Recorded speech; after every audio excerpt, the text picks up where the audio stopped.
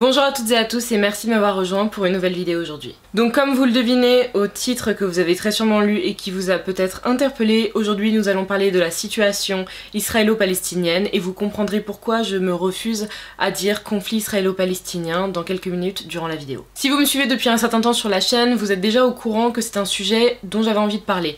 Mais comme beaucoup de sujets qui sont historiques, qui sont là depuis très longtemps et qui également malheureusement font que certaines personnes n'arrivent pas à très bien comprendre les tenants et les aboutissants de celui-ci, il y a de très vives réactions que vous pouvez attendre à la suite de la publication de cette vidéo. C'est pour cela que j'ai pris tout mon temps. C'est pour cela que j'ai préféré parler à des spécialistes, que j'ai préféré mettre 2 semaines à écrire un script plutôt que 3 jours comme d'habitude sur certains sujets que je connais un peu mieux. Et c'est pour cela que j'espère vous allez également beaucoup aimer, si je puis dire, le contenu que je vais vous proposer aujourd'hui. Bien entendu, cette vidéo n'a absolument pas pour but d'instiguer de la haine. Je vais faire mon maximum pour rester la plus factuelle possible, pour rester la plus objective possible. Je tiens au maximum à ne pas mettre de mon avis, de mon ressenti et de ma personne dans cette vidéo, parce que à mon sens, nous sommes beaucoup plus tout d'abord sur un cours d'histoire, puis sur des enjeux internationaux et des relations internationales plutôt que sur un combat entre guillemets qui opposerait deux camps. C'est pourquoi dans les commentaires, je vous demanderai de faire preuve de beaucoup de maturité,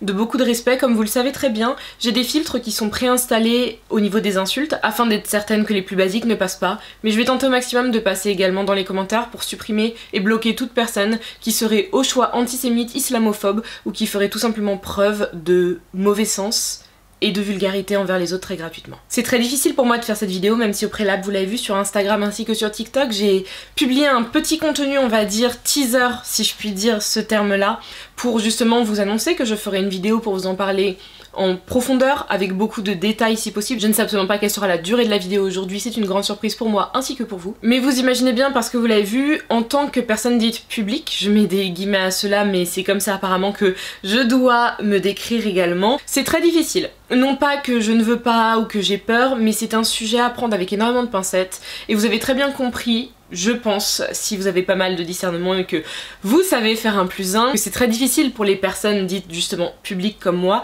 de pouvoir en parler. Même si, encore une fois, vous le savez, je publie un contenu qui est assez engagé, qui relate de faits sociaux, qui relate de faits d'actualité, qui relate aussi de sujets beaucoup plus légers, mais pour le coup, il faut que vous compreniez, et je pense qu'il faut aussi, dans un premier temps, arrêter cette chasse aux sorcières sur les réseaux sociaux ainsi qu'auprès des stars, parce que tout le monde n'est pas obligé d'en parler. Il faut que vous compreniez que c'est risqué, parce que il a suffi que je commence à partager du contenu en story Instagram pour recevoir directement des attaques en message privé parce que certaines personnes ne sont pas d'accord avec certains faits qui sont partagés. Donc non pas que je prenne un risque pour ma vie aujourd'hui avec cette vidéo, c'est pas du tout ce que je veux dire, je n'ai pas un gilet pare-balles, je ne vais pas changer d'identité dès demain, je ne risque pas grand chose parce qu'encore une fois, comme je vous l'ai dit, c'est une vidéo qui est faite dans le plus profond respect possible et avec le plus de faits avérés possible. C'est pour ça que dans la barre d'infos, je vais me forcer de vous lister au maximum mes sources, que ce soit des vidéos, que ce soit des articles ou même aussi des éléments d'information pour vous, des noms de personnalités qui sont relatives à ces sujets-là et auprès desquels vous pourrez aller puiser du savoir également parce que c'est quelque chose qui est très bien à faire. Avant tout, je voulais que vous compreniez vraiment cela. Parce que ça semble assez fou, mais il faut aussi que vous sachiez que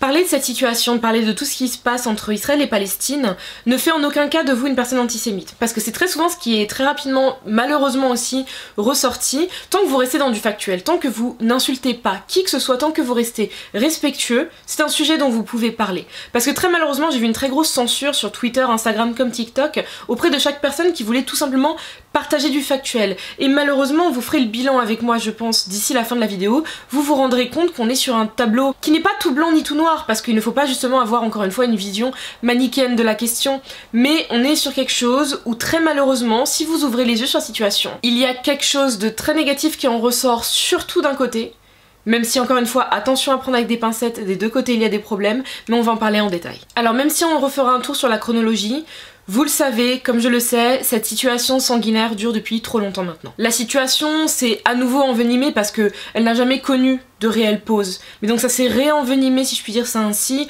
en avril dernier, suite à des manifestations dites anti-arabes, je mets des énormes guillemets parce que c'est certains cris qui ressortaient dans Jérusalem-Est, et aussi à des tentatives de sauvetage de familles palestiniennes qui allaient être déportées de leur domicile. Donc d'un côté les manifestations avec malheureusement des extrémistes qui considéraient qu'on était sur de la manifestation anti-arabe et anti-musulman même pour certains, et de l'autre côté, les nouvelles évictions de familles palestiniennes ont remis le feu aux poudres. Comme je vous l'ai dit au tout début, début, je tiens encore une fois à ne pas du tout utiliser le terme conflit israélo-palestinien. Je dirais très souvent situation israélo-palestinienne, problème israélo-palestinien si on peut minimiser ça ainsi, parce que ce n'est pas un conflit. Parce qu'un conflit sous-entendrait un affrontement bilatéral quasi équivalent. Alors que pour le coup, vous le comprendrez en refaisant un petit tour sur l'histoire, même si encore une fois, attention aux termes employés, attention à ce que vous comprendrez. N'oubliez jamais que je dis une chose, mais vous en comprenez peut-être une autre, mais je ne suis pas responsable de ce que vous comprenez, je suis uniquement responsable de ce que je dis. Ce qui se passe actuellement en Palestine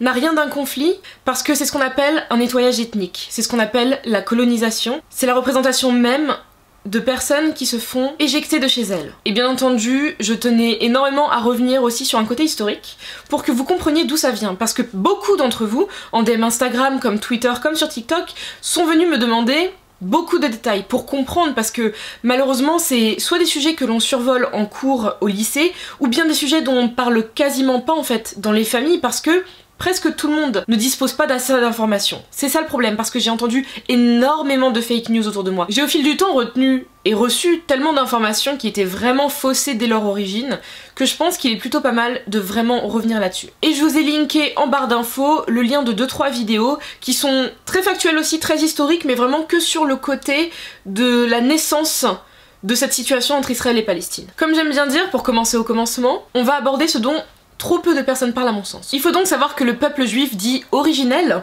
est natif des terres de Judée. Les terres de Judée, dans la Bible, c'est donc une zone montagneuse qui correspond en grosse partie à la Palestine. Il y a environ 2000 ans, donc vers à peu près moins 63, donc avant Jésus-Christ, quand les Romains ont colonisé cette zone, ces juifs dits originels dont je vous parlais ont été exilés de chez eux en très grande partie. Et ce, en même temps que d'autres populations qui étaient sur place, donc les ancêtres des Palestiniens, mais aussi de pas mal d'autres peuples alentours, qui ont été forcés malheureusement de migrer sous la violence et les coups des Romains. Et c'est pourquoi on a pu donc, au fil du temps et maintenant encore, retrouver énormément de communautés juives un peu éparpillées en Europe de l'Est ainsi qu'en Afrique. Comme vous le savez, c'est souvent le résultat de très grandes migrations et il faut donc les connaître. Parce que beaucoup de personnes vont justement, encore une fois, avoir des raccourcis un peu trop courts, si je puis le dire, et penser que les juifs sur la zone de Palestine n'ont rien à y faire. Alors que, je tiens encore une fois à le souligner, faites très attention, ce n'est pas un conflit religieux, ce n'est pas un conflit entre juifs et musulmans, pas du tout, très loin de là. Dès maintenant, on va faire un très grand bond dans le temps. Nous sommes actuellement fin du 19e siècle, une petite dizaine d'années avant la Première Guerre mondiale. À ce moment, la Palestine fait partie intégrante de l'Empire ottoman avant que ce dernier ne s'écroule, bien sûr. Mais pour être honnête avec vous, les habitants sur place, donc les Palestiniens, ne se réjouissent absolument pas d'être sous le contrôle ottoman à l'époque. Il faut savoir que, à ce moment, juifs, musulmans, chrétiens ainsi que d'autres groupes religieux minoritaires vivent ensemble sur ces terres. C'est pourquoi j'avais besoin de vous préciser que ce n'est pas du tout un conflit religieux. Parce que des Palestiniens juifs, il y en a beaucoup.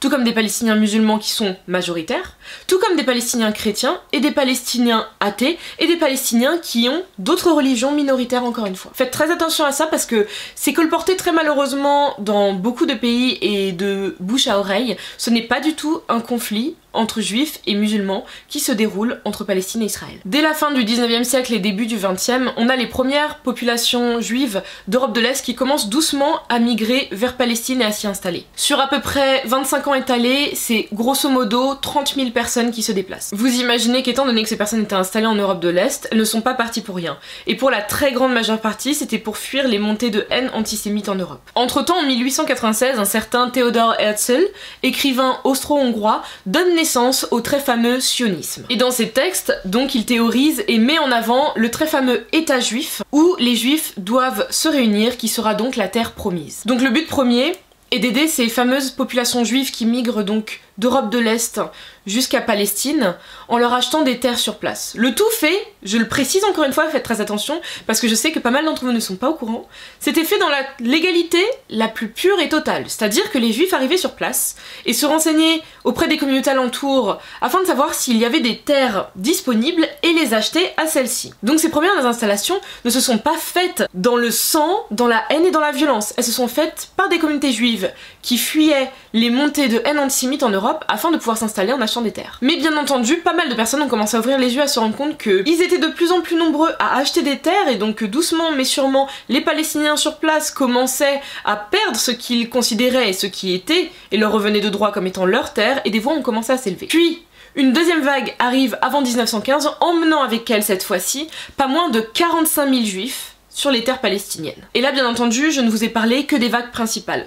Entre-temps, vous le comprenez, il y aura eu de temps à autre des dizaines, puis des centaines ou quelques milliers de juifs européens ou d'ailleurs qui seront venus en Palestine. Durant la Première Guerre mondiale, les Arabes sur place, palestiniens, réussissent enfin à se retourner contre les Ottomans. Ni une ni deux, la France comme le Royaume-Uni avaient, on va dire, dans leur viseur justement cette zone-là.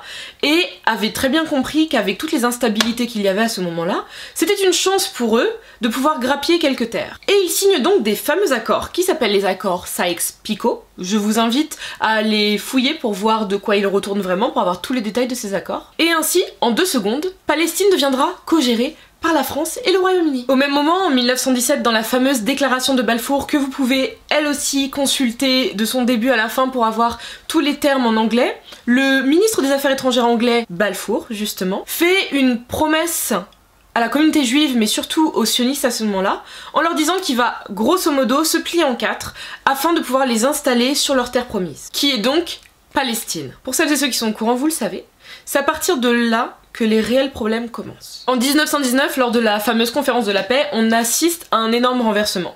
Parce que les territoires arabes, dont les territoires palestiniens qui étaient promis aux populations, n'étaient donc, comme vous l'imaginez, qu'un vaste mensonge, parce qu'ils se retrouvent sous mandat franco-britannique, dont la Palestine bien entendu. Et très rapidement, on a de nouvelles vagues de population juive qui arrivent avec pas moins de 100 000 personnes. Donc pour vous dépeindre le tableau du moment, c'est très simple. Une promesse bafouée de rendre la terre aux Arabes, et derrière, à nouveau, des populations juives qui viennent, et entre-temps, un mandat franco-britannique sur ces terres. Vous imaginez que les populations locales n'étaient absolument pas en faveur de tout cela. Et bien entendu, si vous avez suivi vos cours d'histoire, le nazisme qui monte en puissance en Europe, mais très principalement en Allemagne, ne fait que renforcer cette situation. Et dans les années 30, c'est environ 200 000 juifs qui déposent leurs valises en Palestine. Alors en 1947, après la guerre, le Royaume-Uni se rend très vite compte que la montée des violences entre les peuples juifs européens qui ont migré ainsi que les peuples arabes palestiniens sur place devient ingérable. Ils mettent donc à ce moment-là fin à leur mandat, décident de n'avoir plus rien à faire avec cette situation, ils plient bagages et retournent en Europe. Enfin, retournent en Europe.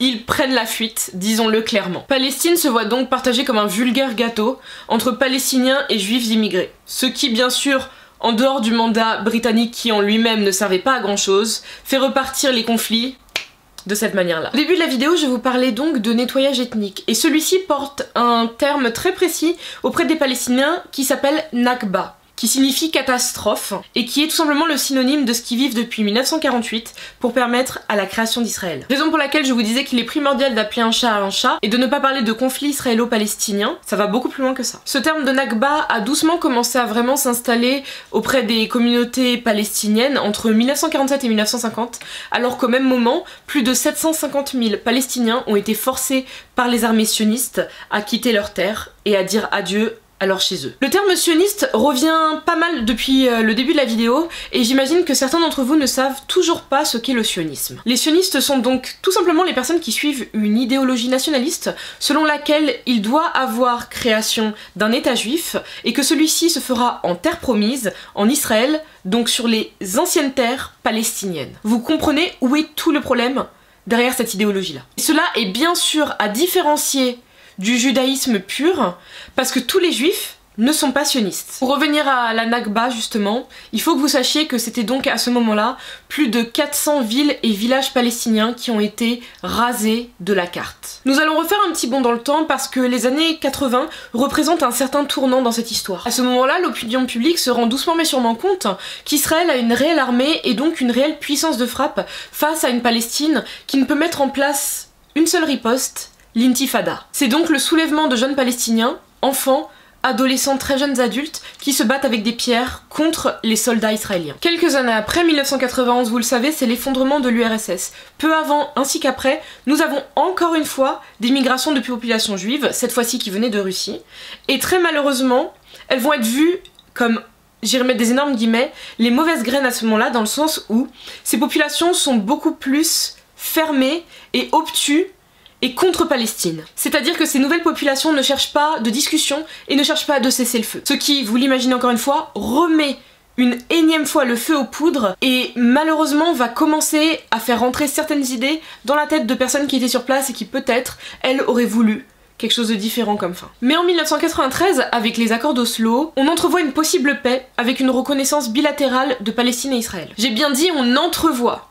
Parce que Palestine reconnaît l'État d'Israël, mais Israël ne reconnaît qu'une autorité palestinienne. Donc depuis ce moment qui a recommencé à creuser un écart entre les deux jusqu'au début des années 2000, Israël grappille doucement mais sûrement de plus en plus de terres palestiniennes. On a Netanyahou qui reprend le pouvoir, qui ralentit au maximum négociations et possibilités de discussion, l'intifada qui fait son retour, donc en somme, on est à nouveau vers la case zéro. Puis à côté de ça, n'oublions surtout pas, mais surtout pas de parler du Hamas, qui est donc le mouvement autoproclamé de la résistance islamiste et qui est très majoritairement vu comme un mouvement dit terroriste par rapport à ses actions, et qui met très malheureusement de plus en plus d'huile sur un feu que les Palestiniens auraient préféré ne pas voir à nouveau s'embraser de cette manière-là. C'est pour ça que je vous disais que ce tableau n'est pas tout noir ni tout blanc. Il y a des attaques des deux côtés, et il y a des méchants des deux côtés comme des gentils des deux côtés. Il y a des personnes des deux côtés qui aimeraient avoir un cessez-le-feu.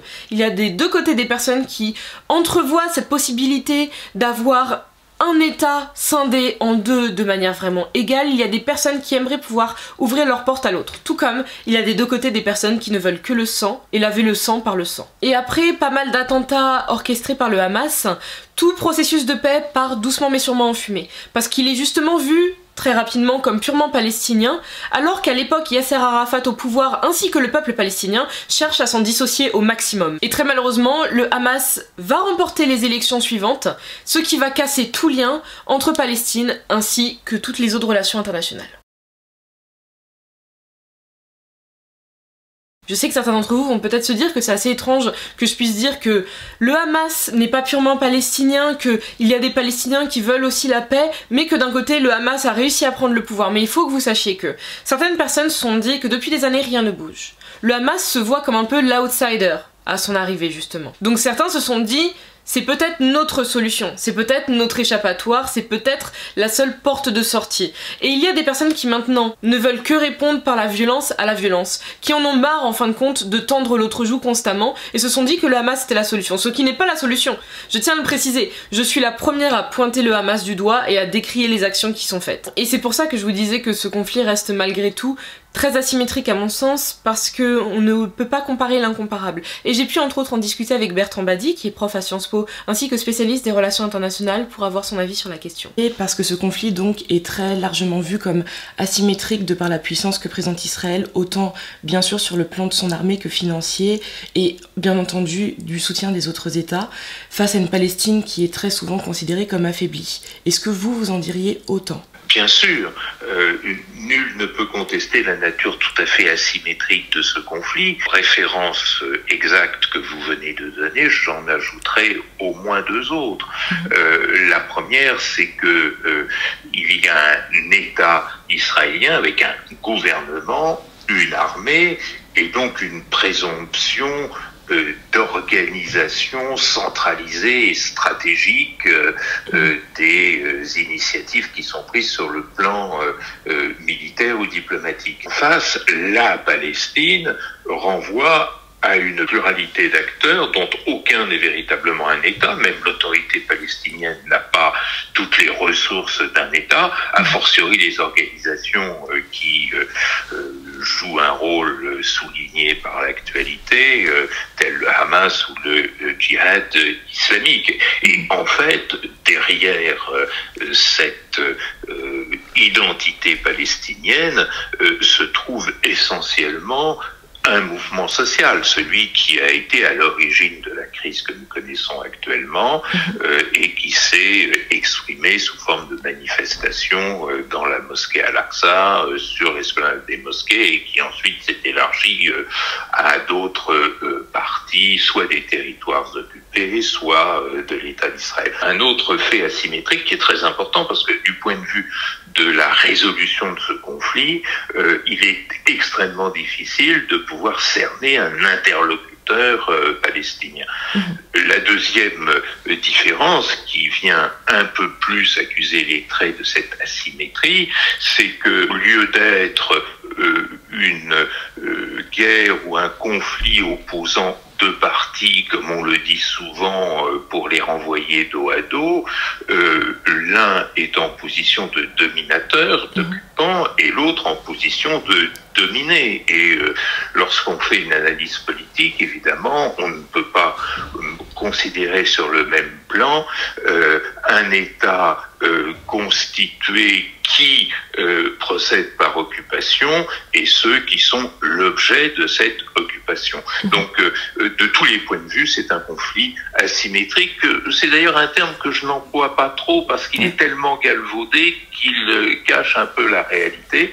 Mais en tous les cas, on ne peut pas nier son apparentement à la situation israélo-palestinienne. Et on va donc faire ce dernier bond dans le temps, si vous l'acceptez, et voir la situation d'aujourd'hui. Actuellement, cela résulte donc très malheureusement à plus de 7 millions de Palestiniens dans des camps de réfugiés ou éparpillés partout dans le monde. Sur Jérusalem-Est, qui appartient au territoire palestinien occupé, on voit à la télévision comme sur les réseaux sociaux de plus en plus d'images horribles et saisissantes de familles palestiniennes qui sont tout bonnement virées de chez elles.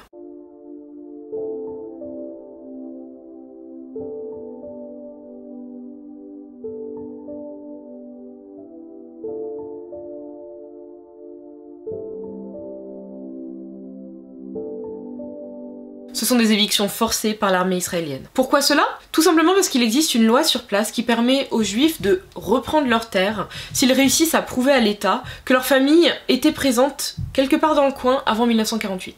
Mais cette même loi ne s'applique malheureusement pas pour les Palestiniens. Comprenez que les peuples, les civils ne sont pas les personnes à remettre en cause dans cette histoire et dans cette situation israélo-palestinienne, mais bien les États, ainsi que les groupements étatiques terroristes, appelez-les comme vous voulez, qui gravitent autour. Parce qu'avec d'un côté le sanguinaire Netanyahou, qui fait monter l'extrême droite constamment en Israël en se reposant sur les sionistes, ce qui lui permet de continuer à creuser l'écart entre Israël et Palestine et rester au pouvoir. En face, Mahmoud Abbas qui reste dans les bons petits papiers d'Israël afin de se protéger et de protéger sa famille. Alors qu'à côté, le peuple palestinien ne le veut plus comme représentant et ne veut plus avoir affaire avec le Hamas qui, malheureusement, n'agit pas du tout pour le bien. Vous imaginez que le tableau il est bien sombre. En définitive, les espoirs de paix ils sont très minces, voire quasi inexistants, parce que à chaque jour qui passe, Israël marque de plus en plus de points diplomatiquement, et à côté, Palestine en perd. Et en fin de compte, de moins en moins de personnes veulent la paix ou la cohabitation entre les deux. Et c'est entre autres pour ça que j'ai cherché aussi à comprendre, en demandant à Bertrand Badi, pourquoi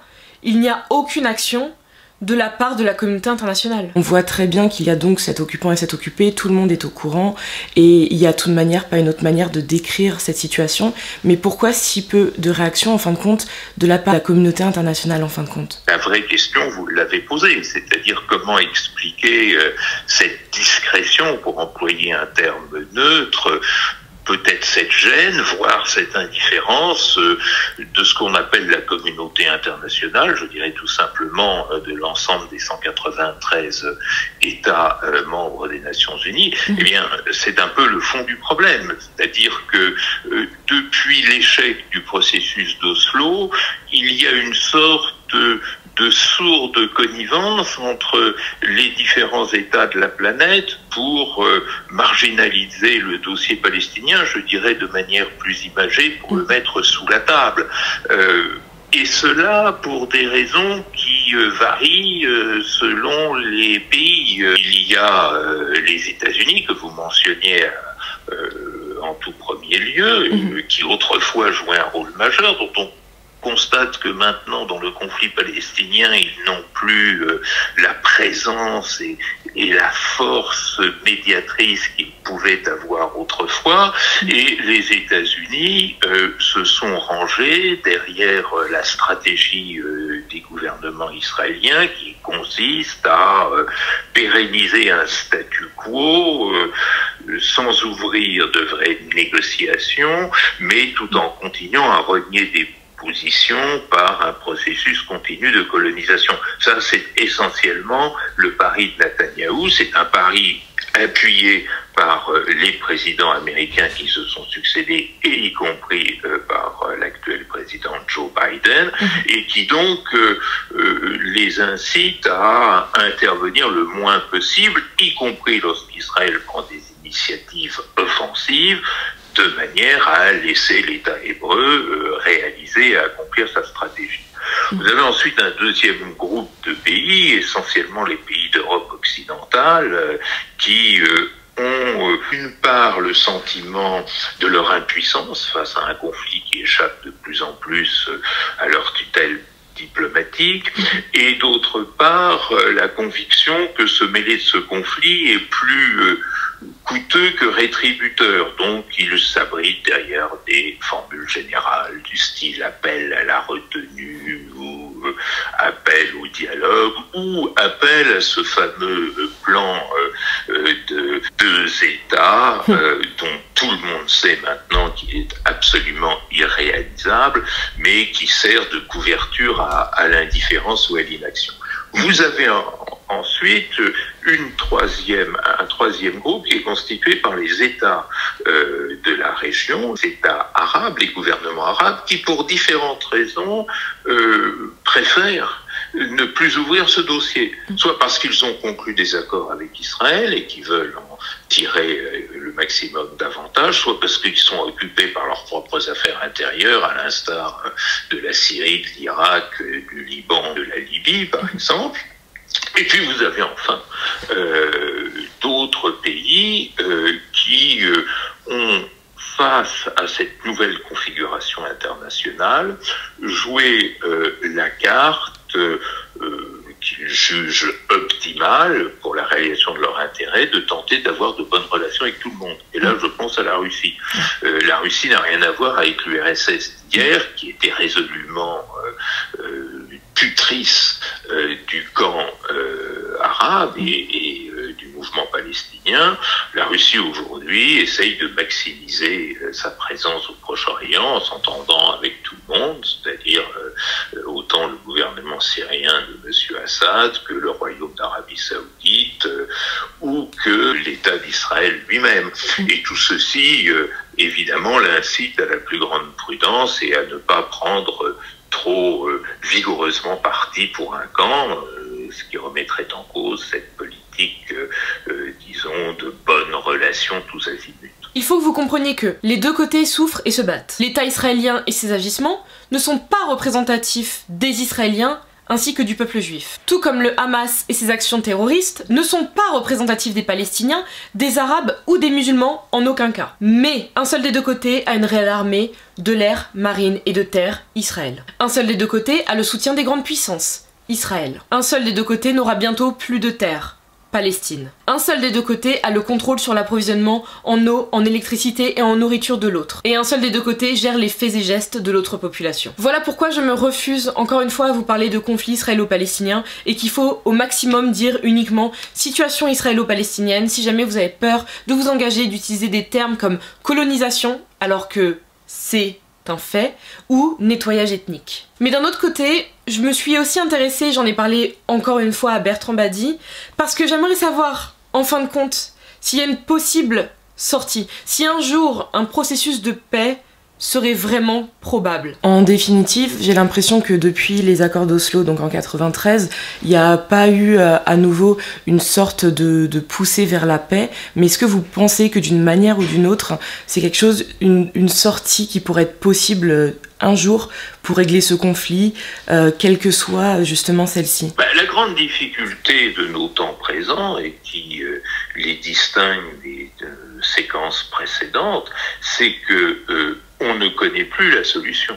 On ne connaît plus la solution parce que depuis la fameuse résolution du Conseil de sécurité, dite résolution 242, qui avait fait suite à la guerre des 6 jours, la communauté internationale s'était stabilisée sur l'idée que 2 États pourraient coexister, l'État d'Israël dans ses frontières antérieures à 67, ou en tous les cas à peu près les frontières d'avant 1967, et puis un État palestinien construit sur les territoires occupés de la Cisjordanie et Gaza. Aujourd'hui, cette solution qui a été poussée et qui non seulement a rebondi avec les accords d'Oslo, mais a rebondi avec un certain nombre d'initiatives internationales comme la fameuse déclaration de Berlin de 1999, produite par l'Union européenne, européenne et paraît totalement illusoire. Pourquoi totalement illusoire? Parce que le processus de colonisation à Jérusalem-Est, en Cisjordanie, a pris une telle importance, a implanté des centaines de milliers de colons sur les terres promises aux Palestiniens, que le fait de créer un État palestinien impliquerait un gigantesque déplacement de population très très largement supérieur à ce qui fut le cas de la création, lors de l'évacuation plus exactement de Gaza, des quelques colonies israéliennes qui y résidaient, et donc nul ne peut même l'imaginer aujourd'hui. Donc cette solution n'est sérieusement reprise par personne, elle n'est reprise que par ceux qui veulent trouver un alibi à leur immobilisme, mais c'est devenu purement rhétorique. Dans ces conditions, définir les bases d'un plan de paix devient très très difficile, c'est-à-dire implique tout simplement de remettre les pendules à zéro, les compteurs à zéro, ce qui est extrêmement compliqué dans un espace qui a été déjà marqué par tant de séquences qui se sont accumulées et qui ont toutes laissé des traces. Donc pour l'instant on est dans une logique de non-solution, c'est-à-dire qu'il suffit d'écouter les uns les autres, personne ne propose quelque chose de crédible. Donc on ne sait pas. Parce que malgré l'horreur de cette situation qui dure déjà depuis trop longtemps, même si encore une fois, comme je vous l'ai dit, ce sont juste des manières de parler qui sont très simplistes, c'est très très basico-basique que de dire c'est horrible et ça dure depuis trop longtemps, mais c'est un fait. D'un autre côté, il faut aussi s'intéresser à comment une sortie serait possible, même si, bien entendu, ce n'est pas moi, depuis mon appartement, en vous tournant cette vidéo ou en la montant, qui vais changer le monde. Mais encore une fois, faites très attention, répandre l'information, c'est le début de tout. Et c'est entre autres grâce à une de mes abonnées que j'ai pu découvrir Rudy Rockman. Vous pouvez le découvrir sur son compte Instagram Rudy-Israël, qui est donc un jeune homme né en France qui a grandi entre la France, les États-Unis ainsi qu'Israël, et aussi Palestine, je tiens à vous le préciser parce que vous aurez l'impression qu'on est sur une personne qui est entre guillemets pro-Israël, même si encore une fois je déteste ce genre de terme parce qu'on n'est pas pro-Palestine ou pro-Israël, parce que ce n'est pas la Champions League, ce n'est pas un match de foot, on n'est pas pour une équipe ou contre l'autre. Ça ne s'arrête pas à ça. Mais donc j'étais très contente de pouvoir découvrir le message et les engagements que Rudy tient pour la paix, bien entendu, même si encore une fois il n'est qu'une seule personne, mais il est une seule personne qui a pas moins de 70 000 ou 80 000, je ne sais plus, abonnés sur ses réseaux sociaux, qui sont des personnes qui elles aussi veulent aider auprès de ces associations, parce qu'il a créé différentes associations sur place, parce que lui est en faveur de ce double état justement, c'est ce qu'il aimerait au maximum, parce que il connaît des personnes des deux côtés. Et il se rend compte des combats des personnes des deux côtés. Parce que comme je vous le disais, ce n'est pas tout blanc ni tout noir. Il est sûr que Israël agit comme colon. Et quand je vous dis Israël, je parle de l'État israélien. Je ne parle pas des Israéliens ni des Juifs de manière plus globale. Mais donc Israël agit comme colon, mais il y a énormément de personnes israéliennes, de personnes même juives sur la planète, qui cherchent à trouver des solutions. Et donc n'hésitez pas aussi à vous intéresser à ces personnes-là, comme Rudy, qui, je pense, veulent justement sortir un drapeau blanc, même si ça reste très petit. C'est un tout petit geste, parce que contre les lancers de roquettes, ça ne fera rien. Mais ça prouve au moins qu'il y a une génération qui veut vraiment changer les choses, et qui met doucement mais sûrement des pavés et des briques les unes sur les autres, afin de pouvoir doucement mais sûrement, si possible, monter cet édifice. Mais sinon, j'espère que cette vidéo vous aura intéressé, j'espère que vous aurez pu beaucoup plus comprendre ce qui retourne vraiment de ce conflit, disons-le avec de très gros guillemets, et surtout que vous arriverez à enfin faire la différence entre justement le terme de conflit israélo-palestinien et le vrai problème sous-jacent. N'hésitez surtout pas, si vous avez des choses à apporter par rapport à ce sujet-là, à en parler en commentaire. On est là pour échanger justement tant que vous restez dans le respect des deux côtés. Je tiens à vous le préciser, si je vois les moindres débordements, je serai encore une fois forcée de supprimer les commentaires et de bloquer quelconque personne qui n'aura tout simplement pas compris que le respect c'est mutuel, on en donne et on en reçoit. Mais sinon, en attendant, je vous invite bien entendu à partager cette vidéo, ça me fera énormément plaisir parce que ça a été beaucoup de travail de recherche et j'espère que ça vous aura plu et j'espère que je vous retrouverai très bientôt pour un nouveau sujet.